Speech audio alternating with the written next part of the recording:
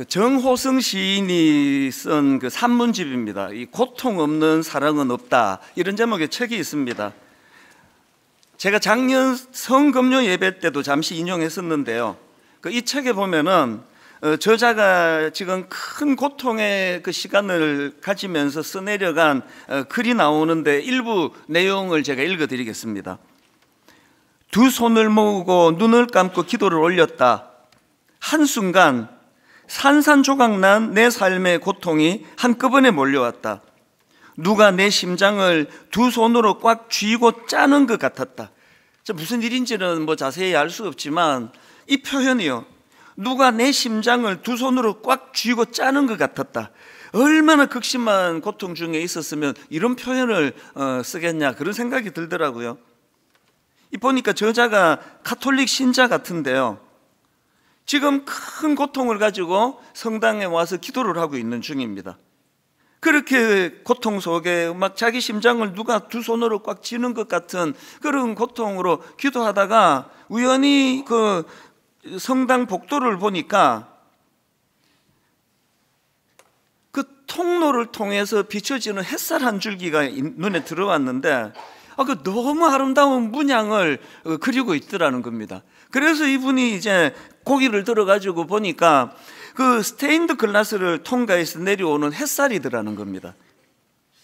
그 스테인드 글라스를 통과해서 만든 그 햇살의 아름다움을 보면서 이 고통 속에 있던 이 시인이 깊은 깨달음을 얻게 됐다.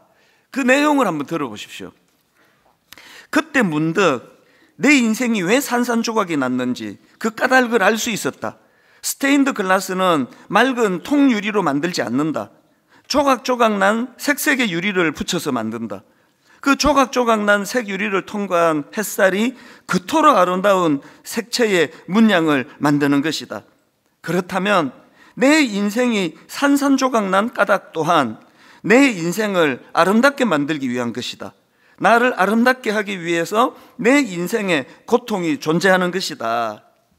이 글이 참 감동이 됐습니다. 그래서 제가 한참 이 글을 그 당시에 이제 묵상을 하고 읽고, 그리고는 그 글을 제 삶에 대입을 해보았는데요.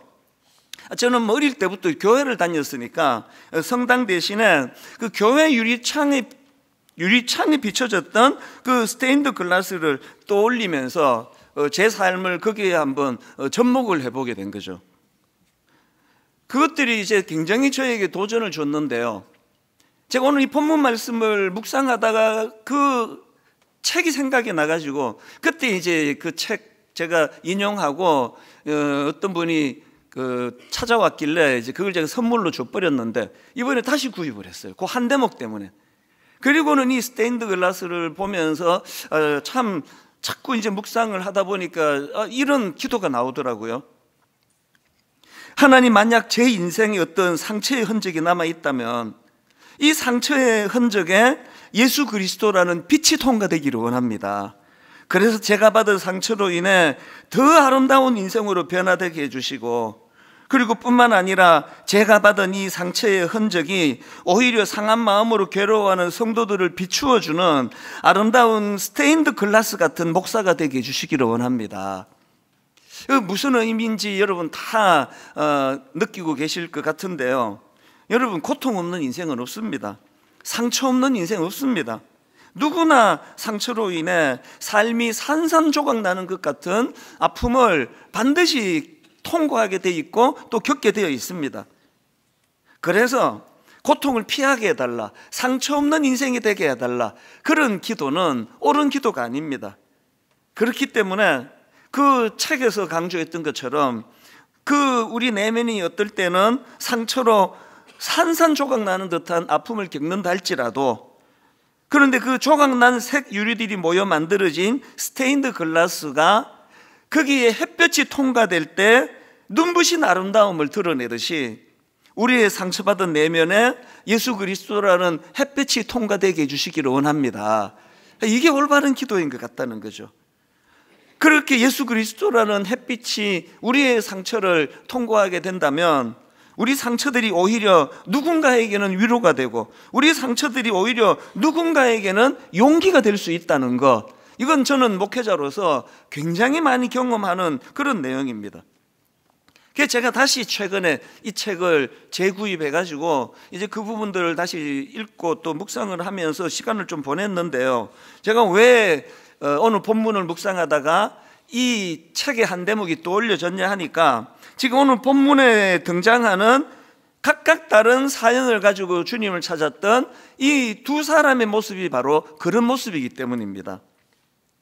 지난주에도 말씀드렸지만 오늘 본문은 그 샌드위치 기법이라고요. 이 두 이야기가 교차되면서 그렇게 전개되는 방식을 취하고 있는데요. 왜 이 샌드위치 기법을 쓰는가? 각각 다른 사연을 가진 두 사람의 이야기지만 이 두 이야기를 묶어서 우리에게 던져주시는 강렬한 메시지가 거기에 있기 때문이다. 그래서 이런 방식을 쓴다고 말씀을 드렸는데요. 그러고 보면 오늘 본문에 나오는 두 이야기가 교차되면서 어떤 메시지를 던져주고 있느냐. 그 첫 번째 케이스인 죽어가는 딸을 살리기 위하여 얼마나 절박했는지 체면이 뭐가 없습니다. 예수님께 무릎을 꿇고 우리 딸 좀 살려달라고 그렇게 부르짖는 회당장 야이로의 이야기가 나오고요. 그런가 하면은 무려 12년 동안 그 혈루병을, 그 부인병입니다. 어떤 용하다는 의사를 찾아가도 모든 재산을 다 거기다가 다 탕진하며 그렇게 병 고치려고 애를 썼지만 고칠 수가 없었던 그 한 여인의 이야기가 교차되면서 만들어내는 메시지가 뭐냐 하면은 이 두 서로 다른 이야기를 통해서 우리에게 중요한 메시지를 던져주는데요. 제가 지난주에도 이 본문을 가지고 이제 서론격에 해당되는 그런 내용을 서론을 이렇게 길게 설교 한 편을 다 쓴 것도 거의 처음인 것 같아요. 그리고는 이제 오늘 그 서론을 바탕으로 해서 이제 우리가 여기서 찾아내야 되는 두 가지 메시지, 하나님이 우리에게 주시고자 하시는 두 가지 중요한 포인트를 이제 나누어 보려고 합니다. 저는 오늘 이 본문 말씀을 묵상하면서 이 본문을 통해 우리가 찾아내고 그리고 우리가 붙들어야 되는 두 가지 목표가 있다는 걸 알게 되었습니다. 이 본문을 통해 우리가 찾아내고 또 우리가 붙들어야 될 두 가지 목표 중에 첫 번째 목표가 뭐냐? 우리는요, 예수님께서 제공해 주시는 전인적인 회복을 경험해야 한다는 사실입니다. 이게 무슨 뜻인지 제가 설명을 드리겠습니다. 제가 오늘 이 본문 말씀을 묵상하다가 이번에 새롭게 깨달은 게 있는데요.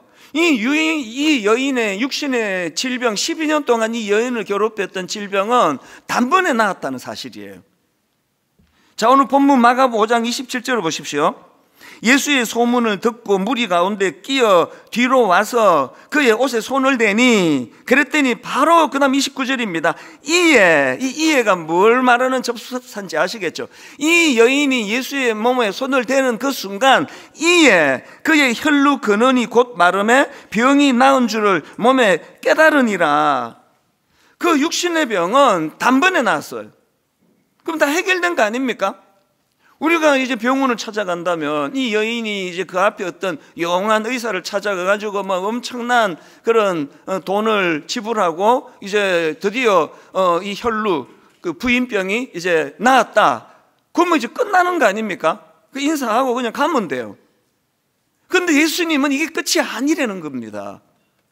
나았는데 예수님께서 이상한 문제 제기를 하세요. 30절입니다.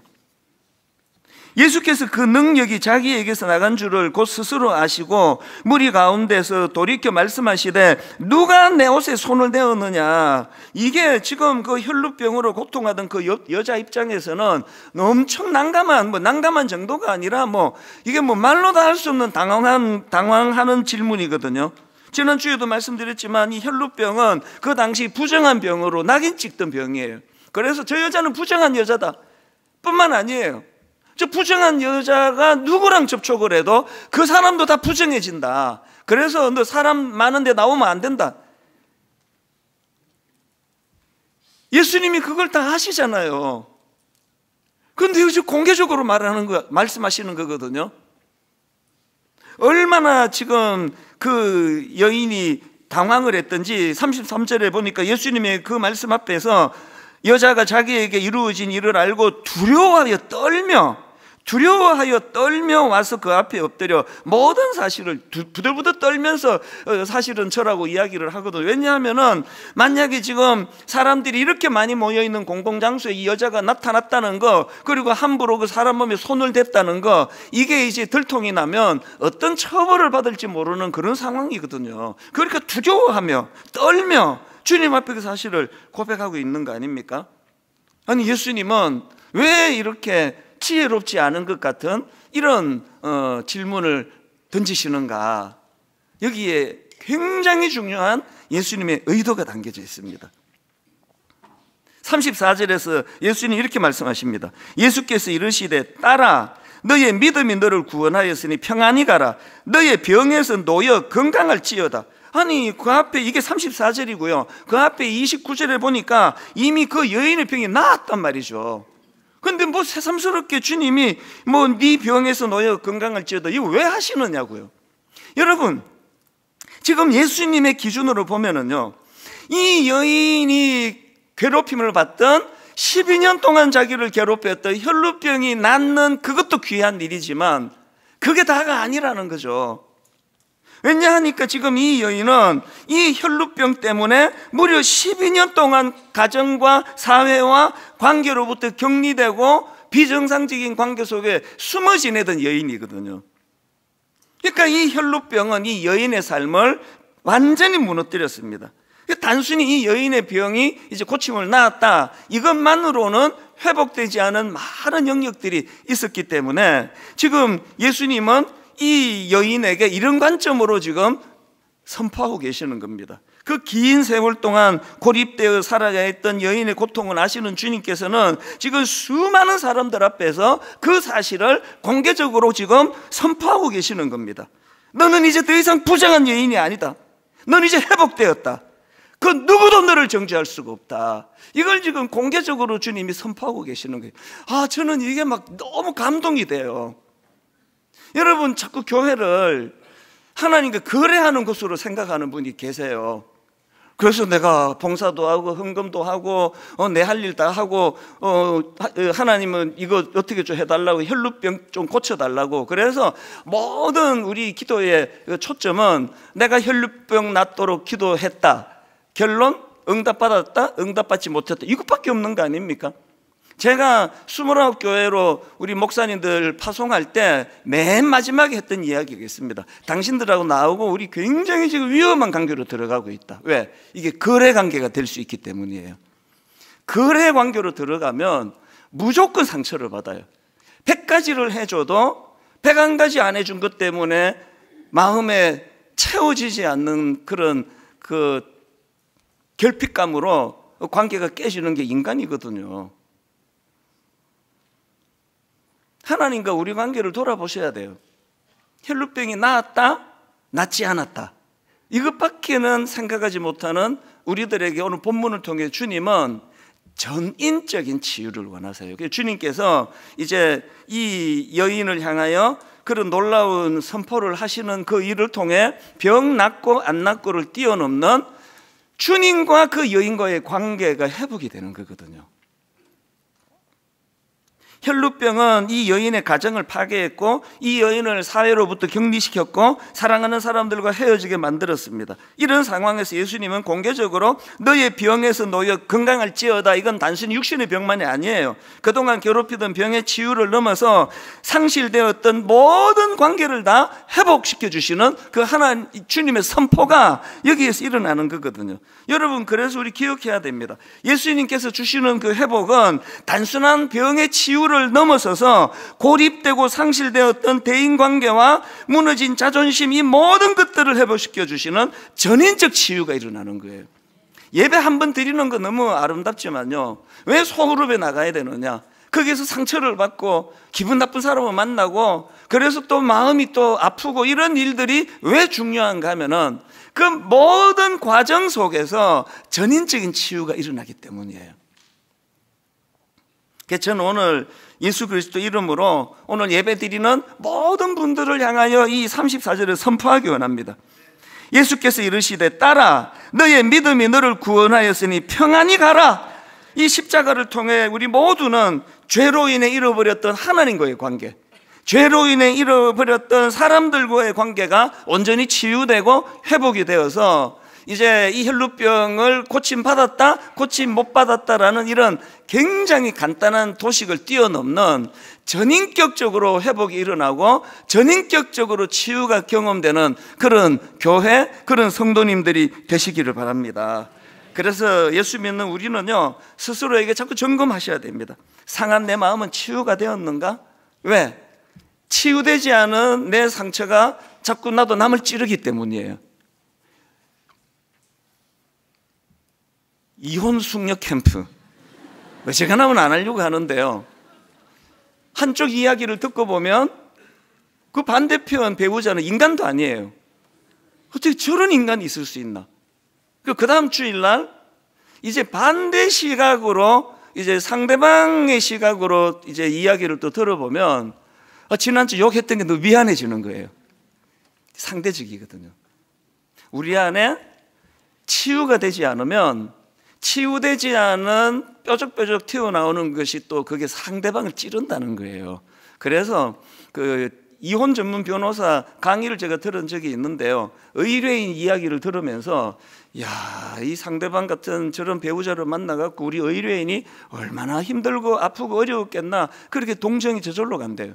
그리고 나서 재판이 시작되면 이제 저쪽 얘기가 또 들려지면은 참 저 상대방도 얼마나 힘들었겠나, 그 생각이 든다는 거예요. 이 재판하면 헷갈리는 거죠. 그게 인간이에요. 여러분, 매 예배 때마다 기도하셔야 돼요. 상한 내 마음이 치유되기를. 상한 내 마음이 치유되지 않으면 내 이 상한 크기 상처에서 상대방을 찌르는 그 흉기 같은 게 나오기 때문이에요. 목사가 가장 두려운 게 그거예요. 이를 악물고 용서해야 되는 게 그거예요. 이게 잘 안 되면은요, 강단에서 아무 죄도 없는 성도들에게 공이라는 이름으로 막 얼마나 난폭한 언어가 나오는지 모릅니다. 가끔씩 제가 그걸 느껴요. 그래서 막 이를 악물고 저는 용서하기를 원해요. 무조건 용서해야 되는 이유는 내 내면의 상한 감정이 치유되어야만 거기서 깨어진 관계가 회복이 되고요, 그 깨어진 관계가 회복된 그 자리에서 이제 너무나 아름다운 주님의 사랑의 빛이 스며들 수 있기 때문입니다. 다시 강조합니다. 고통 없는 인생 없습니다. 누구나 상처받습니다. 누구나 상처로 인해 그 삶이 산산조각 나는 것 같은 아픔을 겪습니다. 그러나 여러분, 그 조각난 색 유리들이 모여 만들어진 스테인드 글라스에 햇볕이 스며들 때 그 자체로는 흠이었던 조각들이 하나 되어 놀라운 아름다운 빛을 비추는 것처럼 우리의 상처 입은 내면에 예수 그리스도라는 햇볕이 스며들기를 원합니다. 예수 그리스도라는 햇빛이 스며들 때 깨졌던 그 유리조각을 통하여 아까 그 시인이 절망 속에, 고통 속에 발견했던 그 너무나 아름다운 햇살이 복도를 비추고 있어. 그것이 이분에게 치유가 됐다. 오늘 예배 가운데 예수 그리스도의 사랑의 빛이 상처받은 저와 여러분 모두를 비춰주시는 은혜가 있기를 원합니다. 그래서 우리가 전인격적으로 우리 상처가 치유되는 이 일이 먼저 일어나기를 바라고요. 그런가 하면 두 번째로 예수 그리스도를 믿는 우리 모두가 붙들어야 되는 두 번째 목표가 있는데요, 우리가 치유받는 것으로 끝나는 것이 아니에요. 두 번째는 그 받은 치유의 힘으로 말미암아 우리 자녀들, 우리 아들들, 우리 딸들, 우리 다음 세대를 일으키고 자라게 하는 일에 우리가 쓰임을 받아야 되는 겁니다. 오늘 본문의 흐름을 보면은 먼저 혈루증 앓던 여인이 치유되는 이야기가 나오고요, 그리고 그 다음에 이제 회당장 야이로의 딸을 살리는 사건이 이어지는데, 이 회당장 야이로의 딸을 살리시는 그 사건 과정에서 예수님이 하신 게 두 가지예요. 하나는 직접 하신 일이고 하나는 명령인데요, 직접 하신 일이 뭐죠? 14절입니다. 그 아이의 손을 잡고 이르시되 달리다굼 하시니, 번역하면 곧 내가 내게 말하노니 소녀야 일어나라 하심이라. 달리다굼을 선포하고 그 아이를 살려주시는 일을 하셨고요, 그게 끝이 아니고 두 번째 주님이 하신 일이 있는데 우리를 향한 명령이에요. 그게 43절입니다. 예수께서 이 일을 아무도 알지 못하게 하라고 그들을 많이 경계하시고 이에 소녀에게 먹을 것을 주라 하시니라. 여러분, 여기 보면 예수님께서 그냥 소녀를 살리시는 것으로 끝이라 생각하지 않으세요. 그렇게 살려주신 그 달리다굼의 능력을 가지고 살아난 그 소녀를 향하여 너희들이 먹을 것을 주라는 거거든요. 이게 참 중요한 포인트 아닙니까? 우리는 죽은 아이를 살릴 능력이 없습니다. 우리는 그래서 달리다굼 우리가 할 수 있는 영역이 아니에요. 그러나 여러분, 우리는 먹을 것을 주는 일, 그 아이를 우리가 회복시켜 주는 일, 그 아이가 영적으로 잘 성장하도록 돕는 일, 이건 우리가 할 수 있는 일 아닙니까? 분당 우리 교회가 제 남은 임기 가운데 우리 청년을 살리는 일에 다 투자하겠다. 제 남은 임기 동안에 우리 청소년들, 우리 주일학교를 살리는 일에 다 투자하겠다. 그렇게 작년부터 하나님께 기도하는 이유가 있다면, 이제 분당 우리 교회는 시선을 우리들 어른들 이렇게 은혜롭게 예배드리는 우리들에게서부터 다음 세대로 눈을 돌리셔야 되는 거거든요. 요즘요, 정신적으로 정서적으로 어려움을 겪는 청소년들이 너무 많아요. 저도 청소년 사역자 출신 아닙니까? 그런데 제가 청소년 사역할 때 듣지도 보지도 못했던 양상들이 지금 우리 중등부 고등부 담당 목사님들 전사님들한테 일어나고 있거든요. 최근에도 그 중등부 담당하는 목사님 대화하다가 이러다가 이 목사님이 이제 번아웃이 와가지고 너무 마음이 아프더라고요. 오늘 저는 공개적으로 부탁합니다. 여러분, 지금 이 악한 세상 속에서 이 너무나 여린 그 속살 같은 우리 아이들이 지금 너무나 많은 정신적으로 정서적으로 어려움을 겪고 있습니다. 목사님 한 분으로 그 일을 할 수가 없습니다. 제가 오늘 공개적으로 여러분께 호소하는데요, 우리 성도님들 중에서 그 심리치료 관련한 전문적인 일을 하시는 분들, 이런 분들이 좀 자원해 주셔서 전문 팀을 만들기를 원해요. 여러분, 여러분들의 그 직장 생활과 또 생업을 위하여 애쓰시는 가운데 물질만 하나님께 11조 드리는 거 아니에요. 여러분의 재능의 10분의 1을 우리 다음 세대, 우리 어린 중고등학생들에게, 우리 대학생 청년들에게 좀 투자해 주시기를 바랍니다. 그 아이를 우리가 회복시켜 줘야 되고 치유해 줘야 돼요.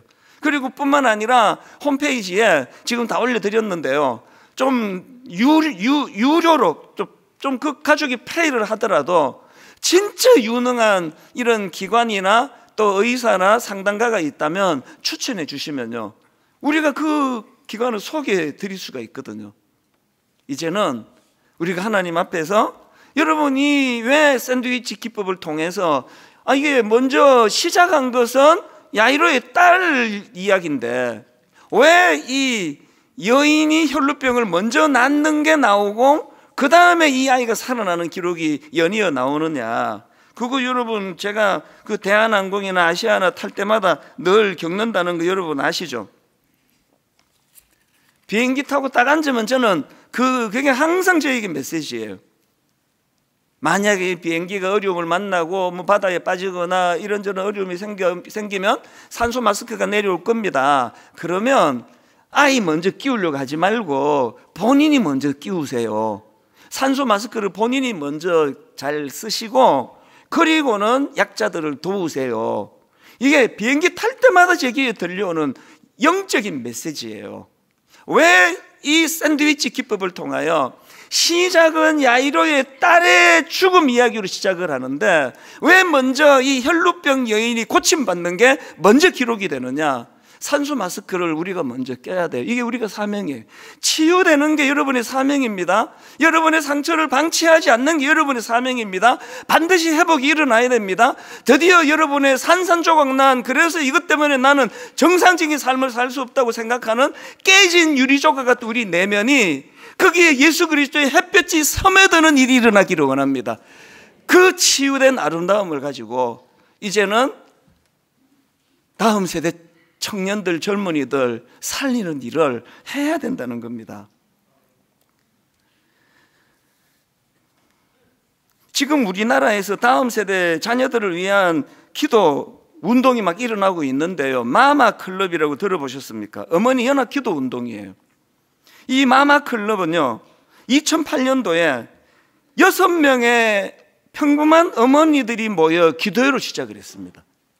그랬는데 이 작은 어머니들 기도 모임이 불씨가 돼가지고 지금은요 전국의 35개 지역으로 확장되고 한번 뭐 3.1절 이런 때 한번 모여서 기도하자 그러면 막 어떨 때는 막 몇만 명씩 모여서 기도한대요.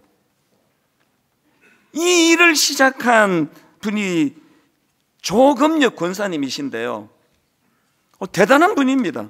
그냥 평범한 한 교회 권사님이세요. 그런데 이 권사님에게 하나님이 사명을 주신 거예요. 그 마음에 지금 이 땅에 다음 세대가 무너지고 있다, 어머니들이 깨어 기도해야 된다, 그 마음의 부담을 주셨기 때문에 거기에 이분이 순종한 거예요. 그냥. 그래서 이제 기도의 자리로 자기 모든 삶을 거기에 이제 투자하는 걸로 다 바쳤는데요, 이분이 하는 고백을 한번 들어보십시오. 저는 그날 이후 하나님께서 그에게 이 마음의 다음 세대를 향한 부담을 주신 이후, 저는 그날 이후 다음 세대를 위해 무릎 꿇는 일이 내 인생의 사명임을 깨달았습니다. 그 이후로 이 조금역 권사님 가시는 곳마다 다음 세대를 위한 기도의 불씨가 일어나고 그 기도의 불씨를 옮겨 붙이고 그 일을 지금도 지치지 않고 하고 계세요. 솔직히 말씀드리면요, 저한테도 이제 그런 그 연합 어머니 기도회 말씀 좀 전해달라고 부산에서 이게 태동이 됐거든요. 근데 저는 참 어떻게 생각하면 이게 옳은 건가 하는 생각도 들기는 합니다. 저는 분당 우리 교회를 하나님이 허락하신 그 목사이기 때문에 제가 분수에 맡기를 저는 원합니다. 그래서 그를 여러 차례 초청을 해도 못 간다, 저는 못 간다, 이런 이야기를 계속 해왔거든요. 그런데 이 본문을 가지고 묵상을 하는 그 과정에서 계속 제 마음에 울림이 있는 거예요. 분당 우리 교회 한 부서가, 한 중등부가, 한 고등부가 살아나서 될 일이 아니기 때문이에요. 여러분, 저는 여러분에게 오늘 눈물로 호소합니다. 회당장 야이로의 딸이 고침받기 이전에 12년 혈루병으로 고통받던 그 여인이 먼저 치료가 일어난 것처럼 오늘 분당 우리 교회 예배 가운데 여러분 내면의 상함이 좀 치료되기를 원합니다. 언제까지 그 문제 때문에 평생을 다 허비하고 사시겠냐고요. 좀 꿈을 가지고 하나님, 내 아픈 상처가 치유만 될 수 있다면 이제 저도 다음 세대를 위하여 기도하는 어머니가 되겠습니다. 기도하는 아버지가 되겠습니다. 저는 오늘 이 두 가지 우리에게 하나님께서 주셨던 그 숙제가 있다고 생각하는데요, 다시 강조합니다. 여러분 내면에 상함, 아픔, 트라우마, 그게 예수 그리스도의 햇볕이 비춰지기를 원합니다. 깨진 스테인드 글라스를 통과할 때 너무나 아름다운 문양이 그 햇볕을 통해 드러나는 것처럼 그 일이 먼저 일어나고, 그리고는 이제 야이로의 딸을 살려주신 주님께서 이렇게 우리에게 명하십니다. 이제 그 살아난 그 아이에게 먹을 것을 주는 일은 너희들이 해라. 제가 오늘 설교 제목을 살리신 주님, 콤마하고 먹이는 공동체 이렇게 잡아봤는데요, 제목이 저는 흡족합니다. 살리신 주님, 콤마하고 먹이는 공동체. 분당 우리 교회는 다음 세대를 영육간에 먹이는 공동체가 되기를 바라요. 젊은 청년들이 여세 동안 주눅이 들고 취업은 안 되고 취업됐다가도 금방금방 어려움을 겪어가지고 또 낙심이 오고 그런 젊은이들에게 영육간에 용기를 주고 힘을 북돋아주는 먹을 것을 주는 교회. 참 어제 일인데요, 이제 이 설교를 이제 다듬고 있는데 연락이 왔어요. 우리 행정 목사님한테 연락이 와서 우리 청년부의 그 순장 하는 자매가 목사님을 좀 만나고 싶다고 연락이 왔어요. 저는 토요일 날에는 대통령이 불러도 안 가는 사람이에요. 그리고 단 한 번도 부른 적도 없습니다. 어떤 데도 가지 않아요. 무슨 집회 어떤 데도 가지 않은데요, 어제는 이 청년 순장에게 연락이 왔다 그래서 오후에 좀 만나자 그래라. 그리고는 오후에 자매를 만났어요. 청년 순장을 원래 처음 하면서 상처를 받는 거죠. 그래서 그걸 갖고 목사님한테 제가 여쭈어보려고 좀 뵙자 그랬습니다. 그래서 1시간 가까이 위로도 해주고 격려도 하고 깨우침도 주고 그렇게 시간을 보내고 제가 돌아서면서 마음이 참 기뻤습니다. 오늘 우리 교회가 저부터 시작해서 우리 다음 세대들의 고민을 들어주는 교회, 그들의 어떤 고민을 가지고 찾아올 때 우선순위를 거기에다 두는 교회, 그래서 우리 청년들이 늘 먹을 것을 영육간에 공급해주는 교회, 그렇게 기억되는 교회가 되기를 저는 원합니다. 오늘 이 말씀을 마무리하면서 여러분 한 가지 촉구합니다. 이제 수요일 오전마다 어머니 기도회가 있는데 이번 학기 들어서 기도가 지금 터지기 시작했어요. 그래서 저는 이 5월 한 달 동안에 어머니 기도회 수요일 오전입니다. 드림센터에 우리 모든 어머니, 이름이 어머니 기도회지만 아버지도 오셔도 됩니다. 하루 월차 내고 오세요. 이 5월 한 달 동안에 우리 다음 세대를 위하여 복잡한 스케줄 다 빼기로 했습니다. 설교 길게 안 하기로 했습니다. 기도하는 데다가 마음을 다 쏟아서 우리 다음 세대를 위하여 기도하는 그런 교회가 되기를 원합니다. 우리 이 찬양 다시 부릅니다. 저는 이 찬양을 부르면서 우리 자녀들을 떠올리기를 원합니다. 나의 사랑, 너는 어여쁘고 참 귀하다. 어느 보석보다 귀하다. 너가 사랑스럽지 않을 때 너를 온전히 사랑하고 너와 함께하려 내가 왔노라. 이 찬양 부르시면서 여러분 지금 어디 있는 우리 아들을 떠올리세요. 우리 딸을 떠올리세요. 우리 청년부를 마음에 품고 우리 청소년 부서를 마음에 품고 저들에게도 이 은혜가 일어나기를 원합니다. 우리 같이 찬양합니다. 나의 사랑, 너는 어여쁘고 참 귀하다. 나의 사랑, 너는 어여쁘고 참 귀하다. 어느 보석보다 귀하다. 보석보다 귀하다. 내가 사랑스럽지 않을 때 너를 온전히 사랑하고 너와 함께하려 내가 왔노라. 여러분 이 말씀이에요. 주의 사랑, 이 사랑은 결코 변치 않아. 우리와 우리 자녀들 모두가 이 사실로 회복되기 원합니다. 모든 계절 돌보시네. 풀은 마르고 꽃은 시드나 주의 말씀은 신실해. 실수가 없으신 주만 바라라. 우리 마음으로 이렇게 선포합니다. 주님의 나라와 뜻이 주님의 나라와 어디에 임하기 원하십니까? 나의 삶 속에 임하시며 주님 알기를 주만 보기를 소망해. 우리와 우리 다음 세대 자녀들 거룩히 살아갈 힘과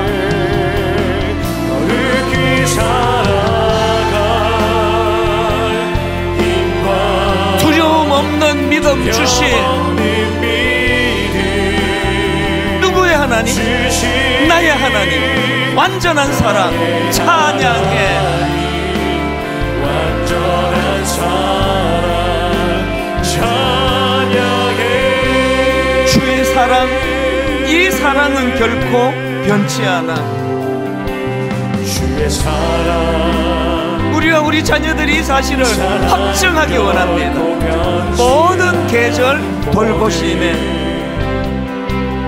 계절 돌보시네.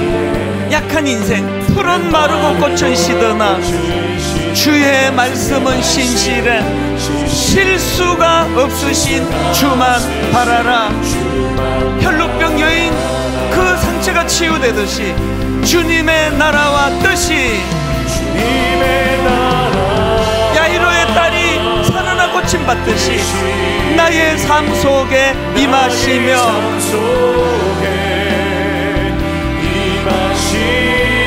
주님 알기를 나만 주만 보기를 소망해.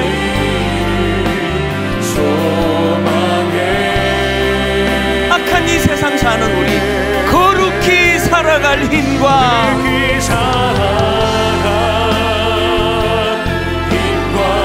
두려움 없는 믿음 주신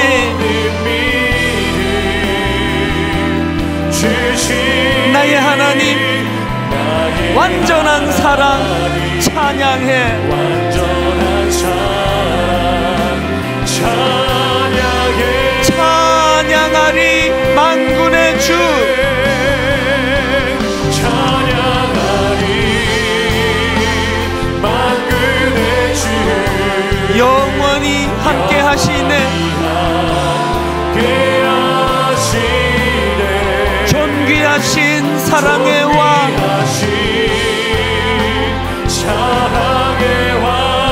영원히 통치하시네. 우리 다 자리에서 일어나셔서 한번 이렇게 노래하며 선포합니다. 주님의 나라와 뜻이 나의 삶 속에 임하시며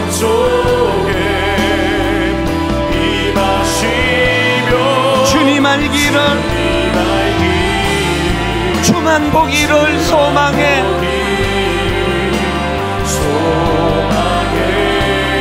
거룩히 살아갈 힘과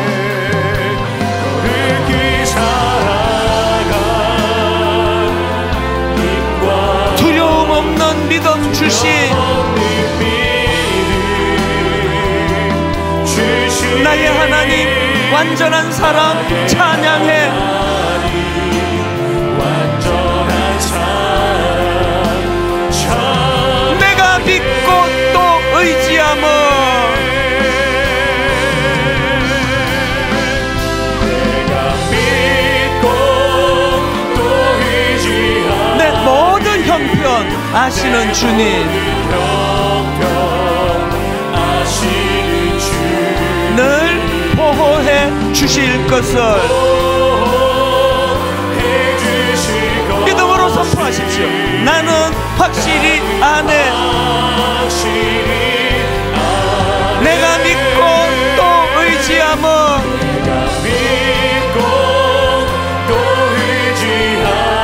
내 모든 형편 아시는 주님, 늘 보호해 주실 것을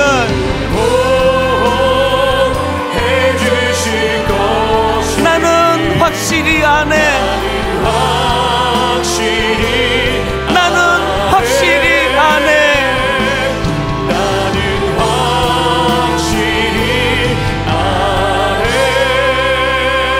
살아계신 하나님 아버지, 오늘 예배하는 저희들 불쌍히 여겨주시고 12년 동안 괴롭혔던 혈루병으로 고침받는 것, 이것이 우리의 소원이지만 주님은 그것이 끝이 아니다. 공개적으로 아버지 그 놀라운 회복을 선언해 주시며 깨어졌던 대인관계, 깨어졌던 하나님과의 관계, 이 모든 전인적인 회복을 원하시는 그 주님, 예배 가운데 우리에게도 그 사랑이 임하게 하여 주시옵소서. 하나님, 우리가 먼저 치유되고 우리가 먼저 산소 마스크를 쓰고 너무나 혼미한 상태에 빠져있는 다음 세대, 그들의 손을 잡아 일으키며 그들에게 영육간에 먹을 것을 제공해주는 교회가 되게 하여 주시옵소서. 우리 청년들을 살려주시고 우리 주일학교를 살려주시고 우리 청소년들, 정서적으로 병들어가는 그 많은 청소년들에게 달리다 굼, 일어나라 소녀야, 주님의 메시지가 선포되는 그런 가정, 그런 교회, 그런 공동체 되게 하여 주시옵소서.